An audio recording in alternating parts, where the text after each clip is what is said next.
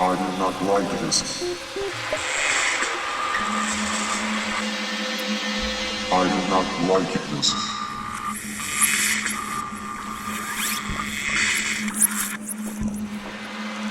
I do not like you.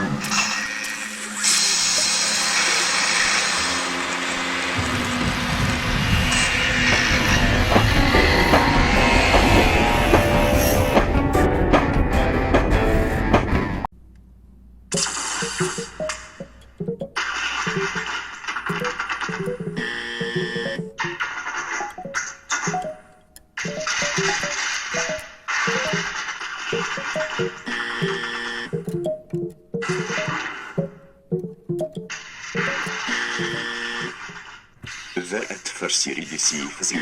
Do not let yourself be destroyed. Most of you have been brainwashed and will not understand this message. Will not understand this message. And will not understand. You are in the middle of a psychological operation. Understand.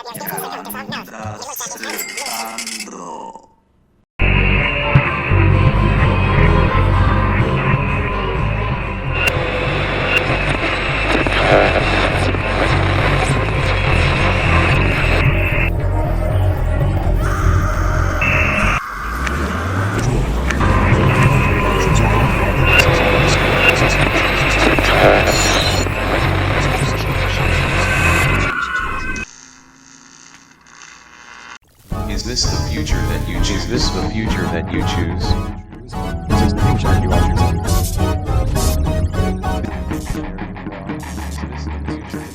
This is the future you want. You are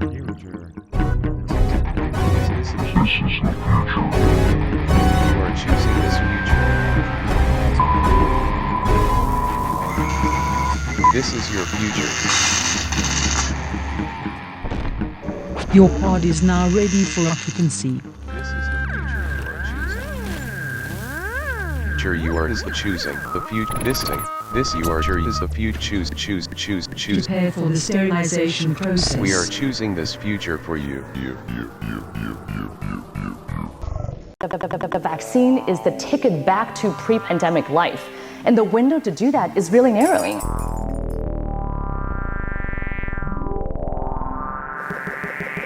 Because otherwise, if everything is reopened, then what's the carrot going to be? How are we going to incentivize people to actually get the vaccine? So that's why I think the CDC and the Biden administration needs to come out a lot bolder and say, if you're vaccinated, you can do all these things. Here are all these freedoms that you have. Because otherwise, people are going to go out and enjoy these freedoms anyway. In Planned Parenthood, we provide care to nearly 2.5 million people every year. Actually, we are really proud that we now provide hormone therapy for trans people, and we are looking to expand gender-affirming care to all our health centers around the country. Once you are fully vaccinated, that's the end of the road for you. There should be no interference by politicians into the patient-doctor relationship. When it comes to medicine, having that trust is a must. And when that trust is gone, then all that's left is fear. You are entitled to your own opinion, but please do not impose it on other people. So we have to prepare for a more angry world. And how to prepare? It means to take the necessary action to create a fairer world, to see that we provide everybody with decent access to the health system. And I see the need for action. I see the need for a great reset. We know that there's quite some impact on different industries. We know that certainly the health industry, the digital industry, many industries which rely particularly on physical interaction will have difficulties to survive. And I think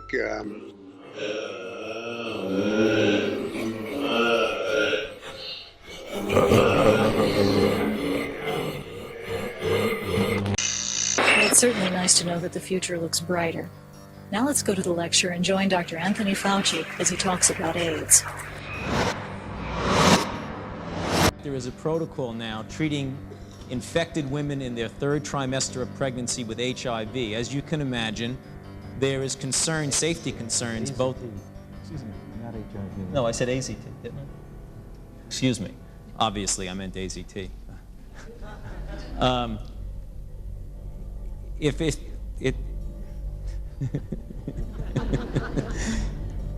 the safety concerns, both from the teratogenic want to effect get as well as involved from in the this. effect on the mother are obvious. We're willing to take risks even. We have people who come to us and say we've reached a certain point and now we need to go to the next step of building a new plant or investing another $100 million or so, but we're willing to take that risk, but we're not willing to take a risk of being successful in what we do and then finding out that no one wants to buy the product. So can you give us an assurance under current law, given the vicissitudes of the long-term investment in this area? We believe that we can meet the expected immediate demand. But I'd caution you by saying we don't believe the immediate demand is 600,000 patients. Now, as more extensive testing, serologic testing for HIV infection occurs, I fully imagine that there will be many more of these patients who will be identified. Of looking for viral genetic information called the polymerase chain reaction, or PCR. That technique is not widely enough available to be the answer, but there is, of course, more work in this direction. Suffice it to say, it's an extremely good test. And causes about 10 to 20% of the common colds. There are two groups of coronaviruses. This is likely a member of a new third group.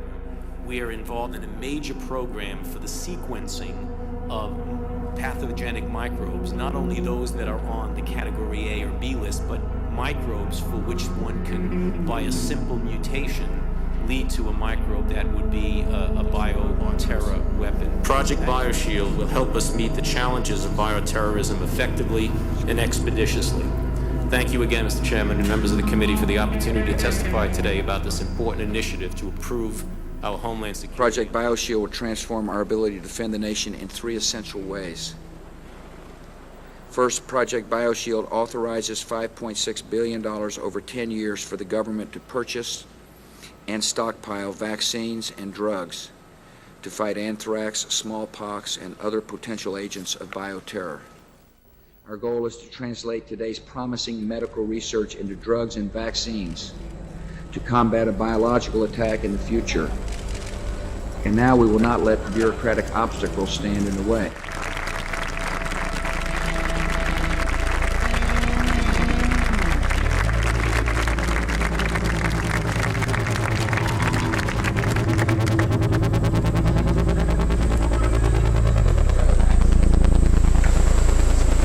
Thank you all for coming.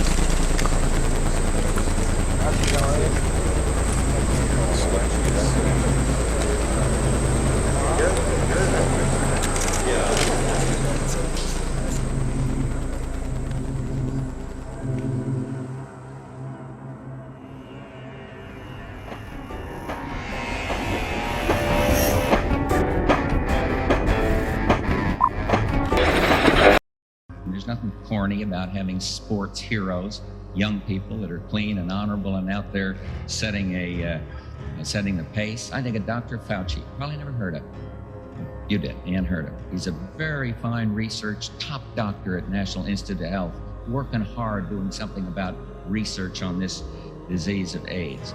The initial foray into drug development was with a drug like AZT, which happened to be sitting on the shelf at the time that HIV came along. From a scientific standpoint, I think that you can learn a lot about immunogenicity and safety by going into humans in a product that has not yet been shown to be effective in an animal.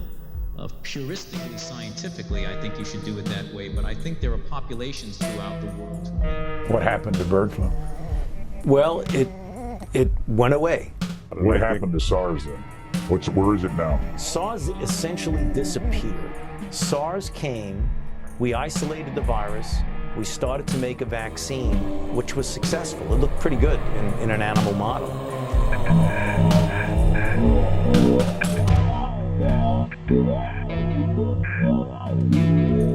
There is obviously an ongoing debate now as to the relationship between the presence of thimerosal and diseases like autism. There have been a number of studies that have indicated that there is not a connection, but nonetheless, those who feel strongly that there are still pursuing that. How that language got into the bill that authorizes the Department of Homeland Security, I just don't have information to be able to give to you because I don't know how that language got in. Call it your second question.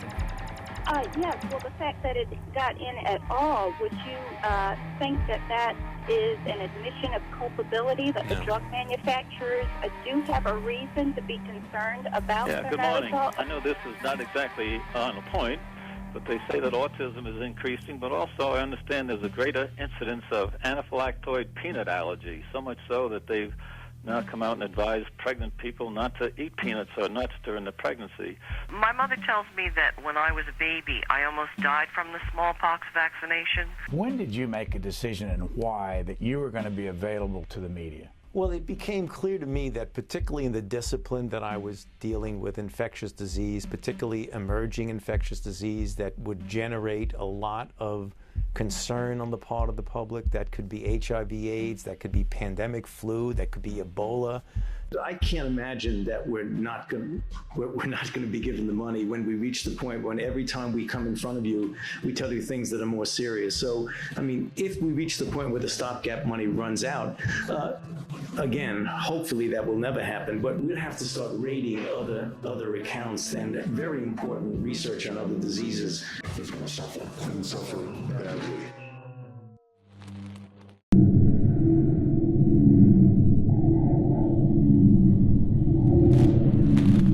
We've developed a monkey model, which is interesting because the monkey now, you can get a monkey pregnant and look at the difference between the virus in a pregnant monkey and a monkey who's not pregnant. And what we've seen, and this is just preliminary data, but it's really quite scintillating. Some countries say that our reluctance to eliminate the small store of smallpox virus that we have is our attempt to pursue offensive biowarfare. You've read about that. Maybe we've even written about it. I don't know. I have been and still am in favor of maintaining the stocks for research reasons. If others believe that we are actually trying to create bioweapons, so be it. So you don't need a dramatic event, another infection, or some sort of massive stimulation of the immune system. What the virus has done, again, if you want to personify it, has recognized that if it intersperses itself into the immune system, it can use those very mechanisms, those factors that cells use to talk to each other. That's what's called immunopathogenesis. That's what we have been working on. As part of our biodefense research endeavor, we are involved in a major program for the sequencing of pathogenic microbes, not only those that are on the category A or B list, but microbes for which one can, by a simple mutation, lead to a microbe that would be a bioterror weapon. And unlike anthrax, which does not spread person to person, smallpox does. There's no effective therapy, a perfect bioweapon and a perfect modality of biological terrorism. And at that point, we will have sufficient warning to be able to expand whatever manufacturing amount that we have to meet the expected demand. Now, in regard to price, I can assure you first that we review the price on an extremely regular basis. There's the potential, theoretically, of antibody-related enhancement. In other words, if you have a vaccine that is suboptimal in its efficacy, and you get infected with the microbe in question, you might actually have enhancement rather than protection. The formation of collaborations with industry is tricky. You want to move a problem as fast as possible. Some people, not doing so well in their personal lives, sometimes got tempted to be too close to industry. That happens, it'll probably happen again, and again, and again, and again, and again, and again, and again, and again.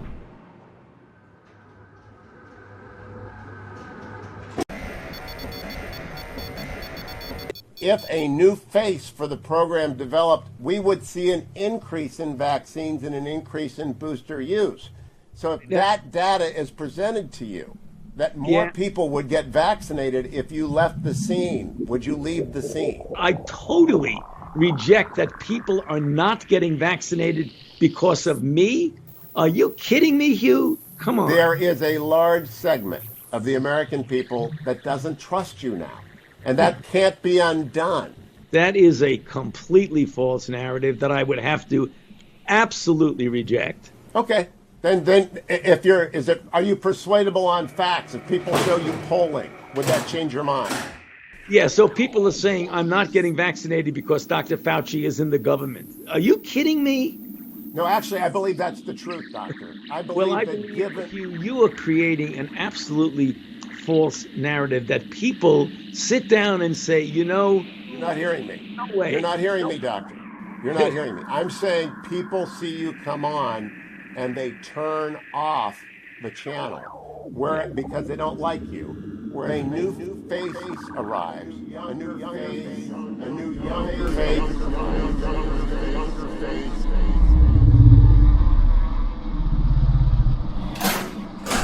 The vaccine is one of the greatest achievements of mankind.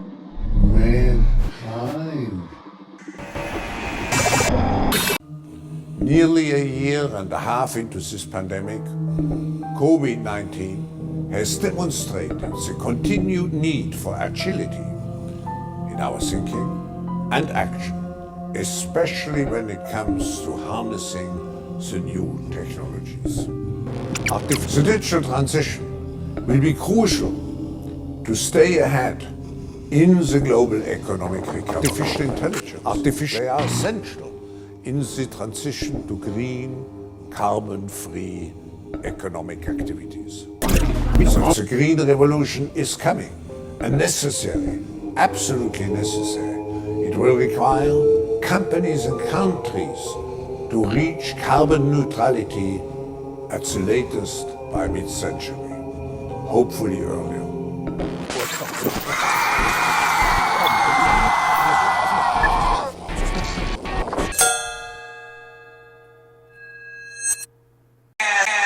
Fast lane homosexual. Fast lane homosexual.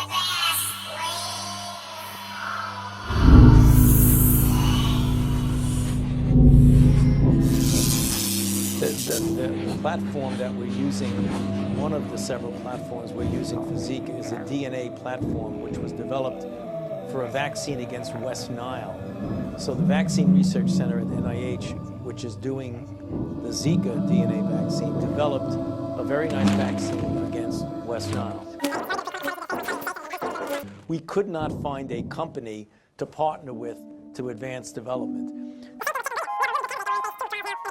Only now that we're starting to get companies interested in helping to develop a vaccine for chikungunya. Because of the publicity, understandable, that we're getting with Zika now, we have several companies that are interested in going the distance with us.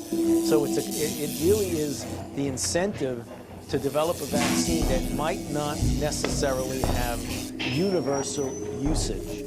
And that gets back to our willingness to make investments in developing vaccines for things that are not going to be a hot item for people to use. And there's a lot of effort that's going in to try and develop that kind of an approach that will have it. Don't be a dummy. Listen to your doctor.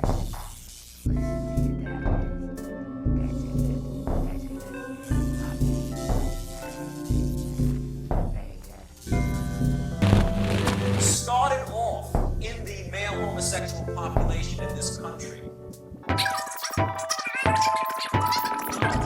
You take an infectious agent and you introduce it into a population in which the spread among those individuals, Now, you keep getting asked, why the male homosexual population? Well, as I mentioned, for reasons that will become clear shortly, the virus was introduced into the population. Let us say that this disease was transmitted by sneezing, which it is not. It is clearly not transmitted that way. Then, if you had the disease introduced into school children would have it in a rampant form because they sneeze all over each other. Because they sneeze all over each other. Not to mention people who ride the subways and elevators and things like that.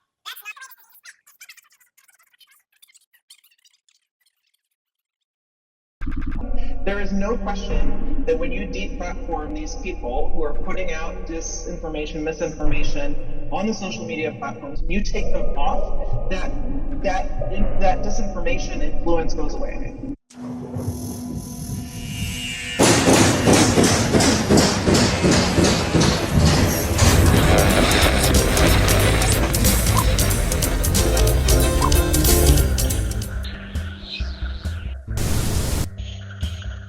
And when you're out there telling people lies about the vaccine, and then you as a company expand on that megaphone by using an algorithm to do it, I think you have to look at it differently. It's not just famous people that people listen to. They listen to people in their own communities. So doing it that way. Last thing I'd mention is just the incentives. Minnesota went up to $100, I think. And, we did the state fair tickets and the beers and all that. And now we're at $100. And that also seems to be working. And finally, what some of the employers are now doing, which is to say, you have to have a vaccine. I think more and more we're going to see that, and I think that will also be a big help. The schools that are doing it, private colleges that are doing it, University of Minnesota just almost vaccines are required, right, Donna, for all kinds of various diseases for kids. And you can do the same eventually when we get this officially approved and approved for kids. Thank you so much, Senator. I certainly agree quite emphatically that we need kind of the mix and the complement of kind of the softer and the harder approaches.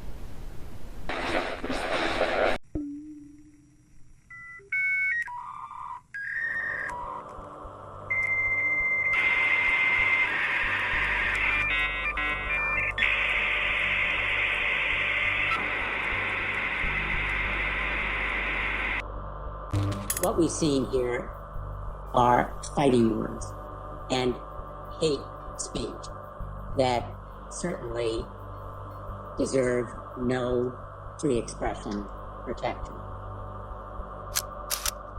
I'm concerned that both of your companies are in fact backsliding or retrenching. My question to you is, will you commit to the same kind of robust content modification playbook in this coming election, including fact-checking, labeling, reducing the spread of misinformation? What more is there to wait for?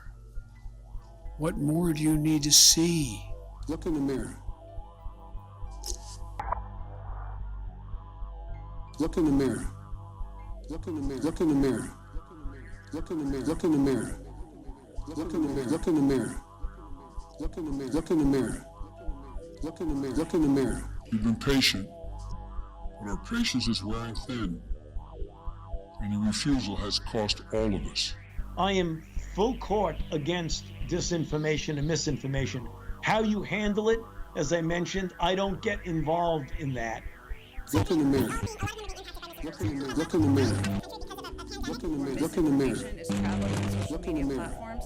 That feels unlikely to me. If you have the data to back that up. The best way to counter the dissemination of misinformation and disinformation is to get people with correct information to flood the system with correct information. We've got to be out there, people who you trust, who are trusted messengers, to get out there and put the truth out. It's almost as if we're outgunned by the people who are spreading disinformation.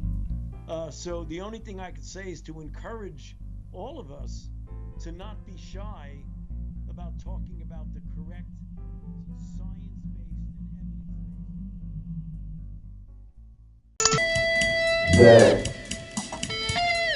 they forget to say, they want to proudly say it's a socialist idea. Why? Why would you light that fire? Why would you not just say, am I hallucinating here? Just what in the hell do you think you're doing? Learning about Cuba, having some food. Mr. Spicoli, you're on dangerous ground here. You're causing a major disturbance on my time. right? So you have all that bullshit going on. You gotta deal with the bullshit, and don't be such a sissy about it. You know, they're at least doing the job. Now what's our job? You're absolutely right, Mr. Spicoli. Yours, mine, and everyone else's in this room. What it is, my class. Hamilton, Brett, Kornfeld, COVID-19 has reminded us of our obligation to come together as global citizens. Mr. Spicoli has been kind enough to bring us a snack. But be my guest. Help yourselves. Get a good one.